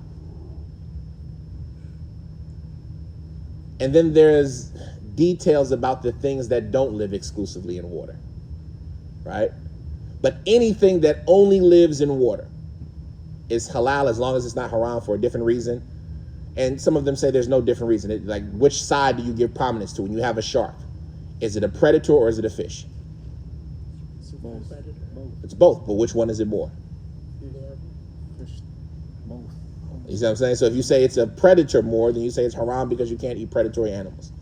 If you say it's a fish more, then you say it's halal because it's fish. Is octopus a fish? Does it live anywhere other than water? No, it's in the water. It's not a fish, but according to this opinion, we would say the second opinion, the Hanabila and the Shafi'iyya, it's halal because it only lives in water. Interesting. Octopus, squid, jellies, those bugs and like the urchins, right? Yeah. Those things become permissible because they only live in water. I was Yes. always like thinking, sometimes they have these poisonous fish. Like a pufferfish? Yeah, If it's there's poisonous, also- it's haram because it's what? Poisonous. Poisonous. But if you can consume it without it being poisonous to you, then it's halal. I got you. But if it's poisonous, it's not haram because it's a fish, it's haram because it's... Poison. That's why we say some of them say as long as it's not haram for another reason. Gotcha. Which is why some of them will still say a shark is haram. While some of them will still say sea pigs are haram. It's a sea pig. A sea pig is a porpoise. Now, what is that thing called? The spiky thing. No, that's an urchin. Khanzir al-Bahr. What's that big, ugly animal that lives? The ones, the manatee. Oh yeah. But not a manatee. I'm pretty sure it's a porpoise, but I think it might be manatees too. Sea lion lives that lives on land. Khanzir al-Bahr. It's not a fish. I'm not sure. Is this what you're talking about? It's not that. It's very ugly. It looks like a pig. Yes. What is that? Manatee. Manatee. Or a porpoise. Dolphins. No, I'm sorry. It's not a manatee. It's not a manatee. It's a porpoise. It's dolphins. Dolphins are sea pigs. Interesting. Right? Dolphins are sea pigs. Some of them dislike them, but dolphins only live in water, but they're not fish. While some people say, no, they're okay because they only live in water. If you find a mermaid, we talked about last time, Yeah. is that a human? You don't have to guess. The answer is no. Oh, okay. Yeah. If you find a mermaid, it is not a human. Right? So can you eat it? Insan al-Bahr. Technically, yes. Yes. Right? Yeah. It's only living in water. It lives only in water. It can't make it on the land. The seahorses. And seahorses aren't those little bitty things. Right? Yeah. But seahorses are something else. We'll come to those in a second. So the second opinion, the opinion of Ahmed and Shafi'i, is that anything that only resides in water, like whales and stuff like that, even though they're not fish, since they only reside in water, you can eat them, you don't have to slaughter them. Right? So Abu Hanifa, only fish. Ahmed Shafi'i, anything that only lives in water. And then there's some disagreement about stuff that might be half, water, land animals. As far as Malik, he has the easiest opinion in this. But before that, why do they say, Ahmed and Shafi'i, that you can only eat that which is only in the sea? They say because that which, and this is the opinion of Ibn Hazm as well, they say that which lives on land and sea isn't sea animals. The fact that they can survive, even if for only a moment on land, excludes them from being sea animals. And so therefore they're not included in the permissibility of maytatul bahr, the dead animals of the sea, because they're not of the sea. Why does Abu Hanifa say only fish and exclude the other animals that are only sea animals? Because he says the ayah was meant to be predominantly. Remember we talked about before, sometimes something comes out in a predominant way. It's not every animal in the sea, because whales and things like that can be slaughtered. They have blood that needs to be let out. Yeah. Right? But these fish, no, they don't have that flowing blood. And so therefore, when they die, you can eat them, even if they weren't slaughtered, because slaughtering them has no purpose. But if it can be slaughtered because it has flowing blood, then you need to slaughter it. And so that's why Abu Hanifa, Ahmed, and Shafi have their opinion. Imam Malik has the easiest opinion in this. He says anything that is attributed to the sea, then it's from the sea animals. And therefore it can be consumed regardless of how it dies. And so that includes things like al-Kalb al-Bahr, sea lions, seals, and things like that. Where do they live? On like the shore. They live on land and sea. Yeah. Right? They live in the water. Beavers, where do they live? Goddamn. They live in water. Yeah. Right? If I told you a beaver and a groundhog, and I threw a beaver in water, what would you say? Nothing. It's a beaver. It belongs in the water. I threw a groundhog in water. What would you say? Chill out. Akhi, what you doing? Why are you torching this little Keep animal throwing like animals. that? Right? Why are you throwing this animal that doesn't belong in the water in the water? If I throw a cat in the water, what would you say? Akhi, stop that, man. Why are you torturing these animals? But if I threw a duck in the water, Maybe Akhi, why? Is You that returned wrong? him home. Right. So you see how these type of animals, they're attributed to water, even though they make their residency potentially on land, or they eat on land and live in sea. And so you can either make it general, which is the opinion of Imam Malik. It applies to everything that can be authentically attributed to water. Like, for example, a seahorse, which is a hippo. Like when you think about hippos, where do they live? In the water primarily. In the water primarily. Yeah. They live on land. They have feet. They walk around. They can't breathe underwater, Yeah. right? But they live in the water, Like a crocodile too. Is an Crocodiles. example, right? Sea snails and eels, al-jiri, or al-jiri, right? Eels and octopus and all of these type of things. Ducks, penguins. You mentioned polar bears. Yeah. Like I would be hard pressed to say polar bears don't live in the water. Yeah, you're right. You see what I'm saying? bears. Even flamingos spend lots. Flamingos, water, gulls, seagulls will spend a year before they touch land again, Yeah, right? They do all their hunting yeah, that's true. in the water, even though they don't live in the water. They do all their hunting in the water. Do they count as fish or do they count? They're not fish. Okay. We know they're not fish. Abu Hanifa would have said you could eat them if they was fish. But They're waterfowl, water birds, birds of water. So all of these other animals, some people say if it's authentically attributable to the sea, you can eat it regardless of how it dies. And that is, because this is where it becomes problematic. Like a fish, if you take a fish out of water and just leave it on the ground, what's going to happen? It's going to die. What about if you take a duck out of water and leave it on the ground? What's going to happen? It's gonna live. Yeah, But what if you just trap it and don't feed it until it dies on its own? it will die. Yeah, You started. But you could have slaughtered it. that's true. Yeah. But a fish, if I just throw it on the ground, I don't need to do anything. But if I take a sea lion and just bash it over its head, it's an animal from the sea. Can I eat it now? I could have slaughtered it. Does it have flowing blood? Yeah, sea lions have flowing Then blood. you should slaughter it. But you said sea animals I don't need to slaughter. I was going to ask you, Ahmed, and you said who else? Ahmed and Shafi'i. They say those animals got to be slaughtered. They have to be. Yeah. I follow Shafi. That's what my family follows. Alhamdulillah. Yeah. But if you're Malik, you would. If you're Malik, no, you kill it however you want. Except if it has flowing blood. Even if it has flowing blood, if it's attributable to the sea, then you don't even got to kill it. You can just bite into it. And I mentioned that because we forgot to mention from the things that are meta is that which is taken from a live animal before you kill it. Say, for instance, you have a cow and you don't want to kill it. It makes milk, but you really want some beef bacon. So you just carve a little bit out of its back. Can you do that? Nah. Because whatever is taken from a live animal without it being killed is like it was killed. Yeah. But these sea animals, according to Malik, no, you could just eat. Bismillah. Can you just pick up a fish and bite it while it's alive? According to all of them, it's halal. Right? You don't have to slaughter it. You can't slaughter it. But what about these other animals? What about a penguin? Malik, What a you polar go bear. bite that thing. What about a polar bear? Like if somebody told you I eat polar bear, you'd be like, I don't know. But Imam Malik would be like, it's okay. But now some of them, They have claws too. they have claws and they hunt. Polar bears are probably one of the most ferocious animals on earth. It's probably one of the only animals that humans are its prey, Yeah. right? Humans are its, like lions and tigers, and they might eat a human, they might kill a human, but humans aren't its food source. Polar bears, They're very dangerous. humans are part of their food source. Yeah.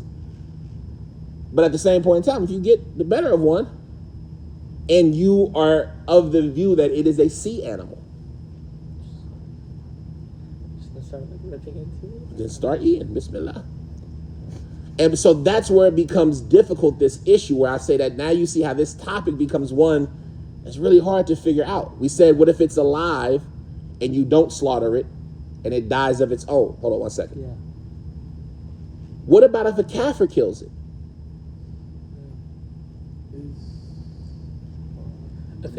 If a kafir goes duck hunting or kills a sea lion, you go to the Chinamen and they're Buddhist, but they have some duck fried rice. Is it permissible? No, I don't think so. Why not? Ducks are sea animals. They didn't say the Islamic blessing, Bismillah. You're hunting. You don't have to do any. You just shoot it. Oh, well then, yeah. If you believe you don't have to slaughter Hunting is like hunted animals are an exception. Last time we asked the question. Hunting animals are exception to being slaughtered, but you still have to hunt them. We're talking about, and for hunting animals on land, a Muslim has to hunt them. No. A kafir can't hunt a gazelle and you eat it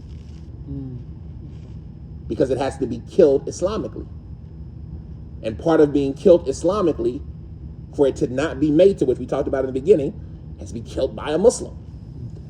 But fish and sea animals, if you hold this view, don't have to be killed by it. You can eat their meta. So I was going to ask, if a kafir is a fisherman and he sells his fish in the market and you buy it and eat it, No problem. no problem. Okay. Fish for sure. Fish is easy. It's like a But what if he sells you porpoise? Isn't it like the Porpoise is plants? already hunted. Porpoise is a dolphin. An orchid. Orchid. Okay. Right? Porpoises are dolphins. Bottlenose dolphins and all that, right? If he sells you dolphin meat, is it permissible or not? If you're Abu Hanifa, no. Because you can only eat the fish without slaughtering it. If you're Ahmed and Shafi'i, yes. Because a porpoise it only lives in water. And so their meta is halal. If you're Imam Malik, yes. If it's a sea lion. If you're Abu Hanifa, no. If you're Ahmed Shafi'i, no. Because it has blood. Because it has blood and it lives on land and sea. So it has to be slaughtered. If you're Imam Malik, yes. So all of these things make a difference. Go ahead. I was going to ask you, so you were making a good point about the decision factor and whatnot, and trying to make a good call, So is this where Allah subhanahu wa ta'ala say, like, your intention is where you'll be held, like, whether you're held Yes right and or no. wrong, This I'm is not where gonna you ask have you to correctly. now Yeah. study this hadith. That's what I'm trying to understand, yeah. Right? This Yeah. is where you have to look at the hadith Yeah. and figure out all of the evidences Okay. and all of the arguments and all of the proof. And if you go about it by fiqh al-adillah, it's going to be what? very, very complicated. It's going to be very, very complicated. If you go fiqh to madhab, you say, I'm going to start off, okay, I'm Hanbali. As long as it only lives in water, now you can't play like that though. I'm not. I know, if you're Maliki, you're Maliki, but you can't say, I'm going to be Maliki and fish, I'm going to be Hanafi and alcohol, right? That's haram. And so you say, okay, I'm going to start off Hanbali. I'm going to start off Maliki. I'm going to start off Hanafi. I got the answer. If I'm Hanafi, my answer is only fish. Now I know the answer. Then I go up a level. What's my proof? Right? Then I go up a level. Is there disagreement in the madhab? Then I go up a level. What's the disagreement outside of the madhab? And now I'm competent in the issue. I've reached ijtihad if I've done all of the things right. Starting with fiqh al-adillah, I just look at this hadith.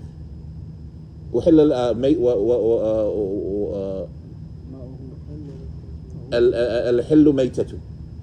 Its mayta is halal. First thing I got to figure out is, what does halal mean? What does mayta mean? Now that I know all these types of mayta, what is the mayta that's being referred to here? So let me look at the ayah. Well, some of the salaf said that the mayta is not what's being referred to in the ayah. It's only the fish that you store for later. So this ayah has nothing to do with it. Others say, no, it's the dead animals in the sea. Okay, cool, I'll take that position. But I can't just take it because I want to. I have to take it because I believe the evidence supports that. Then I look and say, okay, but what's the dead animals of the sea? Is it the things that live predominantly in the sea, when you think about it, fish?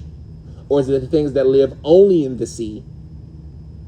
Or is it the things that can live in the sea? And if I say it's the things that can live in the sea, well, how do I categorize those? We said Imam Malik makes it general for all of it because the hadith is general. Its mate is halal. And this is the view of some of the Salaf, like Ibn Abbas and others, right? But then you have something like some people say, no, if it can live on land and sea, which one does it live mostly in? Which one does it live in mostly?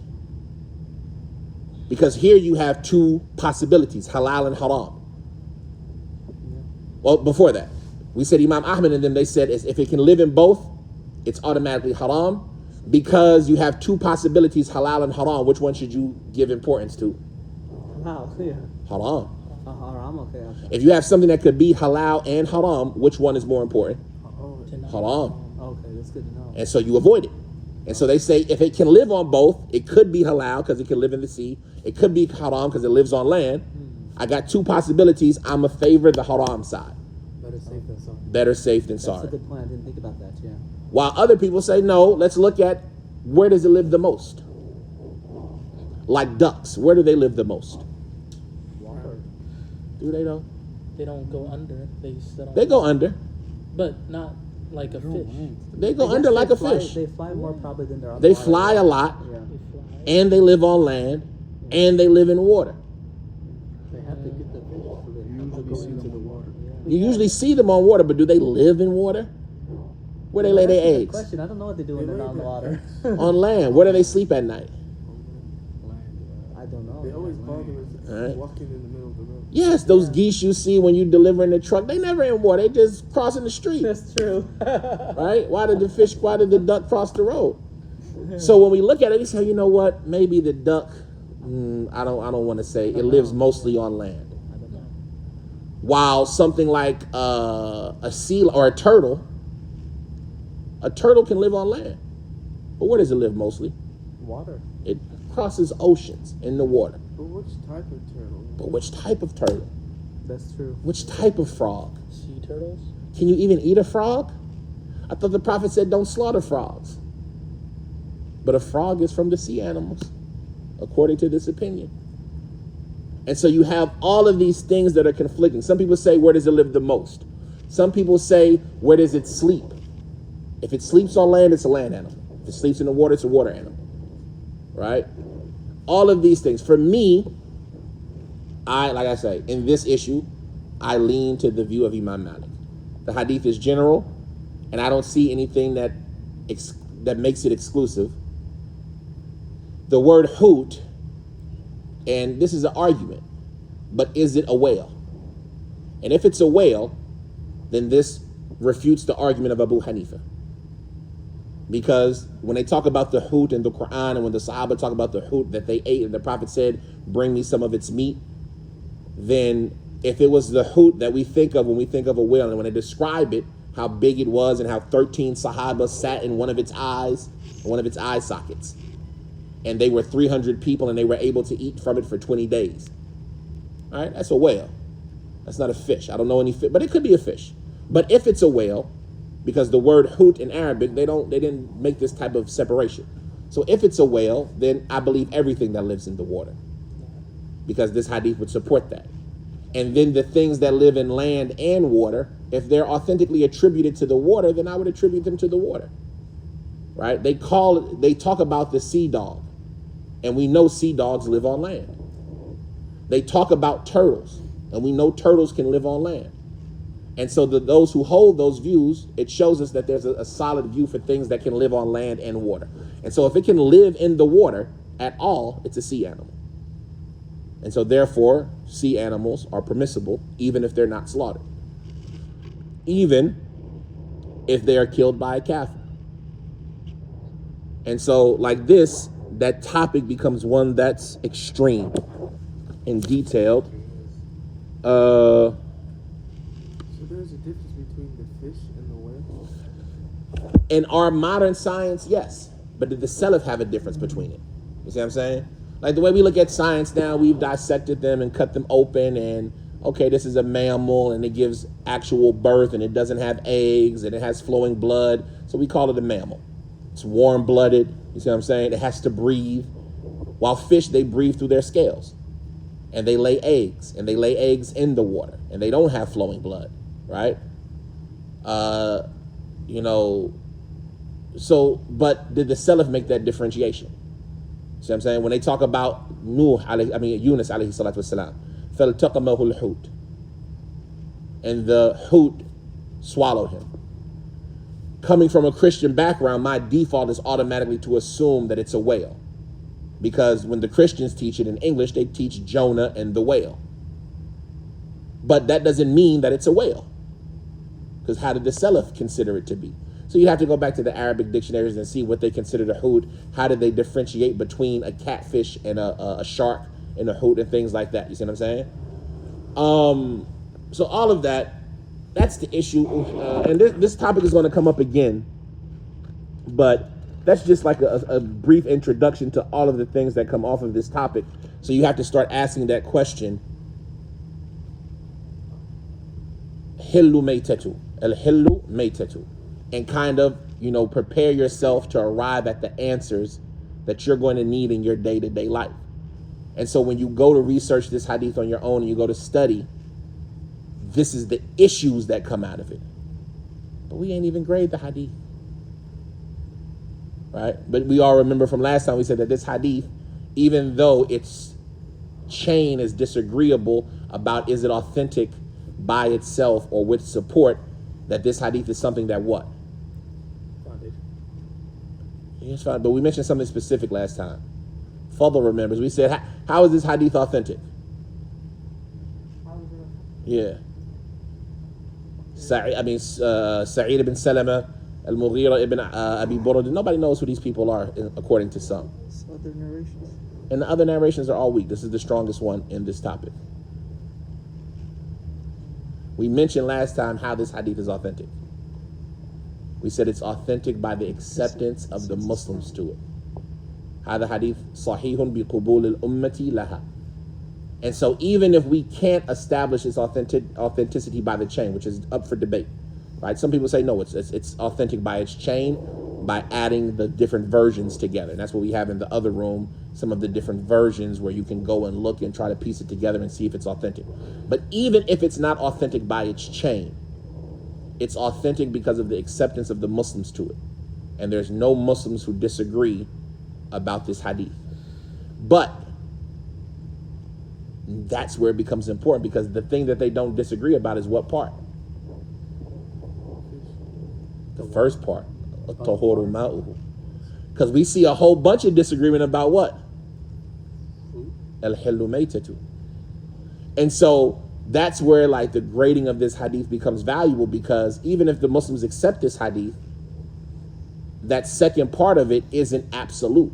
We have to figure out, and that's where all of that studying comes into play. So we'll stop at this amount. هذا وصلى الله وسلم وبارك على عبده ورسوله نبينا محمد وعلى آله وصحبه وسلم سبحانك اللهم وبحمدك أشهد أن لا إله إلا أنت أستغفرك وأتوب إليك. Like I said, that's just some information. You don't walk away knowing anything, but you walk away now being able to think more about the hadith. And remember, we said that's our goal. Not to have the answers, but to have the questions and know what Imam Malik intended by it. So in this location, Imam Malik only intended by it the purity of the water that you use for wudu. He's going to bring this hadith later in his book, or other hadith similar, when he starts talking about eating sea animals. And we understand the sea, we understand all these words from it, inshallah. Any questions about any of that? Is it best to start adhering to one method? Like, should I? That's what we talked about at the beginning. There's two methods. You can go fiqh to madhub. And fiqh to madhub is, according to the latter-day scholars and the contemporary scholars, probably the better way to go. Because it's going to give you answers that you can act on right now. You see what I'm saying? You're going to say, you know what? I looked at the four imams, and I found that, my family follows Shafi'i. My family, I trust them. I know them. That's what they're doing in my locale. I'm going to stick with a Shafi'i for now. Now, I know Shafi'i is not 100% right about everything. Yeah, Brother Amir was advising me on that, because all I know is this is what my father taught me when That's I was growing fine. up. But That's the direction. as long as I have that understanding, I'm going to say, look, I know Shafi'i is not a prophet. Yeah. But right now, I'm ignorant. Yeah, oh, absolutely. And if I'm ignorant, I need to take somebody's answer. Yeah. So I can take Abdul Hakim's answer, or I can take Shafi'i's answer. Whose answer is better? Hakeem. La abadan. Shafi'i. No, Shafi'i. See what I'm saying? So I'm going to take Shafi'i's answer for now until I know all the questions. Yeah. Now that I've learned all the questions, right, I'm going to find what's Shafi'i's proof. Let's say I come across one of the topics and Shafi'i doesn't provide a proof. That's a good point. Then I'm like, you know what? This issue, he doesn't bring any proof for it, right? Now that I've did that and I know Shafi'i's proof, I'm worshiping Allah according to a righteous scholar with evidence. Yeah. And I know a little something. And then after that, I start looking at the questions that are in my day-to-day life, how the Shafi'i scholars answer those questions today. Because they are the people who've done all of those steps. And then I say, okay, Sheikh, can I eat a sea lion? And he says, yes, it's no problem. I said, ooh, but I know the Shafi'i opinion was that it had to be slaughtered. Yeah. So why did he say yes, no problem? And I'm starting to develop, okay, Shafi'i isn't a prophet. He could be wrong about something. You're right. Yeah. Then I go into, okay, well, what's the disagreement in the method? Because Shafi'i had two opinions. Shafi'i has an opinion that is similar to the opinion of Malik. Yeah. And why not? He was Imam Malik's student. Sure. And so now I start looking, okay, Shafi'i has two different opinions. And I got the evidence for both of these sides and the discussion. Why this side says this, why this side says that. How do they refute each other? And then I say, you know what? Now that I did that level, I go up to the higher level. But in every level, I'm able to worship Allah based on something. Yes. And I'm able to worship Allah across the board based on something. As opposed to going fiqh al-adillah, which is, okay, let's take this issue right now. The first thing, like this class, we've been here for an hour and 40 minutes. And all we did was give clef notes. First thing we got to do is, okay, do you all understand the basics of usul al-fiqh? Because we got to understand that when we understand how to extract the meanings of the narration. What's al-am, what's al-khas, what's al-mutlaq, what's al-muqayyid, right? What's al-mujmal, what's al-mubayyin, what's al-amr, what's al-nahy. All of these things I got to understand first. Do you understand the Arabic language? Because we can't be doing this in English, right? Okay, do you understand the science of hadith? Because before we can even talk about taking the issues out of the hadith, we got to establish the hadith. Yeah. Check it this night. Exactly. I got to make sure that it's a hadith first. I'm about to waste all my time on it. Then after I do all of that, right, you see how we had to know tafsir. We had to know language. We had to know morphology. We had to know all of these different things. Now that I have, and then you got to be a scholar in all of them, but you have to know of those things. Because you can't even get to the hadith realistically, without that information. Whereas to madhab, the sheikh just gave me the answer. And I'll build from that. But fiqh al-adillah, okay, I take all of those foundations, and then I start looking at the hadith. And now that I'm looking at the hadith, I need to extract issues from it. But extracting issues can be problematic. El-hillu maytatu, what does that mean? I can't understand it according to my understanding. I have to understanding it according to the understanding of the, say it with me, say it out loud, the understanding of the Salaf. So now I look at, well, what did the Salaf say about this? What did Abu Bakr say about it? What did Umar say about it? What did the Sahaba say about it? What did the Tabi'een say about it? What did the Tabi'een say about it? What did the Tabi'een who disagree with Abu Bakr say about what Abu Bakr said about it? You see what I'm saying? Because Abu Bakr said something about it, but why did they disagree with him? He's Abu Bakr. Why did they disagree? So I need to do all of that. And then when I do all of that and I cover all of those bases, now I know this issue. But the amount of time it might have took me to do that one issue, I could have maybe finished a third or fourth of just learning the answers in fiqh al-method, right?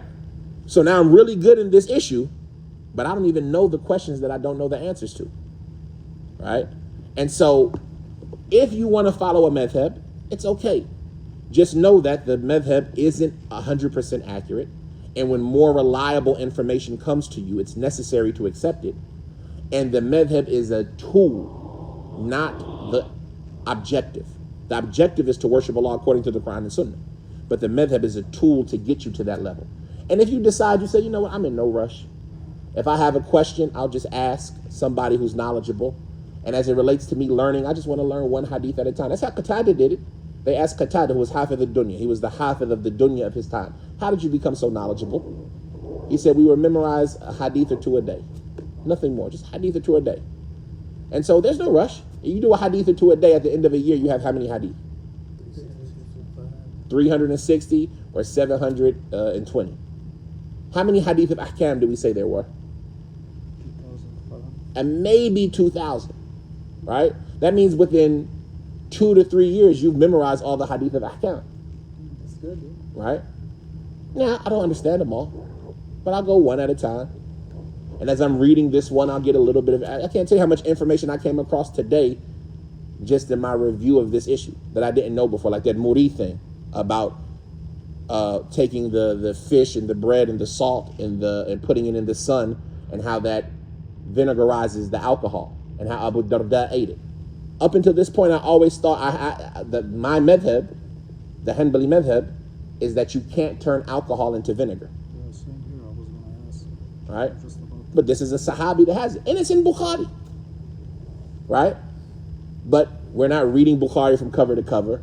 You see what I'm saying? We're not reviewing it. So even things that you've read before get past you. Which Sahabi was it? Abu Darda. And more than him. That's what they used to do in He had Sham. alcohol. Huh? He had alcohol and he did the mix. He would eat it. He would eat it. He would eat it. Or he didn't have the alcohol. Yeah, you can say that the conversation, if somebody else turns it into vinegar, does it become permissible or not, and things like that. But it was alcohol, and they put all that stuff in there, and they asked him about doing it. And he said it's okay. Because remember, the statement is, ذَبَحَ الْخَمْرُ النِّينَانُ وَالشَّمْسُ. It kills the alcohol, the fish, and the sun. So they had to ask him about doing it. And if he thought it was haram, like I got you, Mustafa, they might have asked the question of, well, if somebody else turns it into vinegar, like nowadays, if I go to the store and buy vinegar that was taken from alcohol, is it permissible for me? We'll say yes, because you didn't do the haram action. While other scholars will say no, because it doesn't become pure. But the point of it is they asked him about doing it, and he said yes. And so you just know that there's an issue here. And so every time I get ready to tell somebody no about something, I'll be like, I don't know. I'm going to tell you no. And Abu Darda said yes. Well, there's a hadith that says don't do it. Okay, what's the grade of the hadith? What's the value of the hadith? The hadith that says don't eat frogs or don't kill frogs. But then we talk about sea animals, and frogs are from sea animals. And Imam Malik says it's okay to eat a frog. But no, we have Huh? haram specific. Yeah, but what frog was he talking about? Was he talking about sea frogs or tree frogs? All frogs, yeah. Was he talking about toads? Yeah, they're all frogs, but Stay away from maybe that one was specific. I don't know. You don't know, so you can say you want to stay away from it, but can you say it's haram? I just said that at the narration again. But can you say it's haram? Somebody says, Ahi, I want to eat green frogs, not toads. I want to eat a green frog that's in the water. And the Prophet ﷺ said, El-hillu maytatu. So you're just going to reject that hadith. Let's use the other hadith against it. So you're going to use the other hadith against the hadith. Yeah. Abu'ithtum bihadha? Is that how you were sent? To get one hadith to fight another No, hadith? that's an exception. Why not put them together? Because that's an exception. Why make an exception? Use both hadith. I am using both. You're getting rid of one. You're saying this one is an exception. That's getting rid of it. No, I'm not, because I'm still using all the other fish. Huh? Using all the other fish. But what about the frog? You're getting rid of it as it relates to the frog. Why not say that this one applies to that frog? Okay, you're saying it's an exception. No problem. It's using both of them. But why not say the exception is this frog? I don't know. Prove it. I did. With that man. Okay. You see what I'm saying? That's it. And so it becomes one of those things. It's like, how you have to be very careful about these type of things when answering. But for yourself, look, I'm just not gonna eat a frog. For me, I'm just not gonna eat one. You ain't gotta worry about it. I don't like frogs anyway. What's up? So, at school, like, they're arguing about this because they're At school, they're arguing. Yeah, so, like, it's a major thing also. Who? The Muslims or the Kafirs? No, Muslim. Okay, the They always MSA. have- huh? The MSA. No, it's people from Dar es Salaam. Oh, Dar es Salaam. I thought you talking. You in college. You say school. I'm thinking SLU. No, it's Dar es Salaam. So, Okay. usually they don't follow Sunnah anyway, so the right way. So what I was asking is that they always have this thing about the meat or something like that. They have things about what? I was gonna say something, but I mean he's not wrong, so I didn't want to stop him. About meat, like Okay. if it's from a Christian or a Jew, it's Right. haram. If it's from a Christian or a Jew, it's haram. Yeah, Slaughtered. and I brought them the ayah, and if it's slaughtered by a Christian or Jew, it's Are haram. you sure that's what they say, or do they say that the stuff slaughtered in America isn't slaughtered Islamically? No, they say like if it's a Christian or Jew, it's not halal.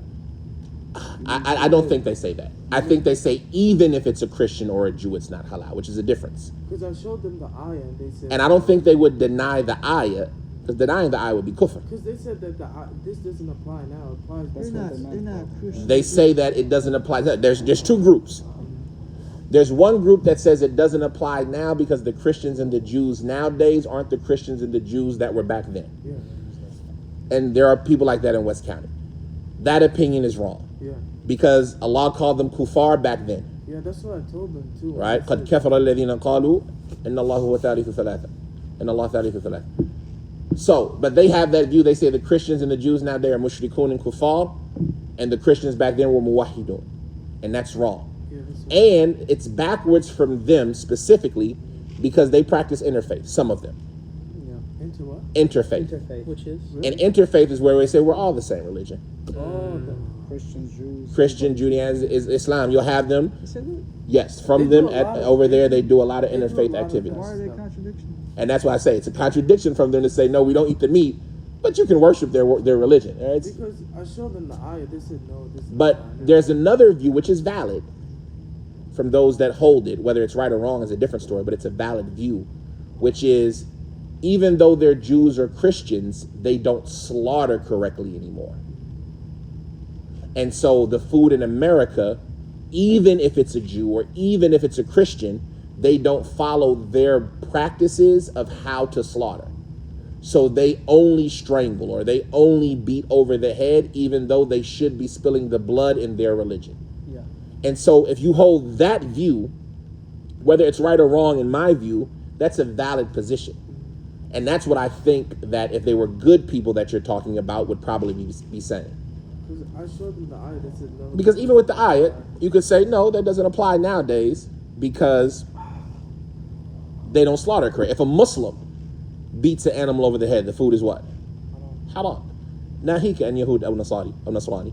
So yeah, when I explained that to them, they say when it's a Muslim, they say, oh no, but you don't see them.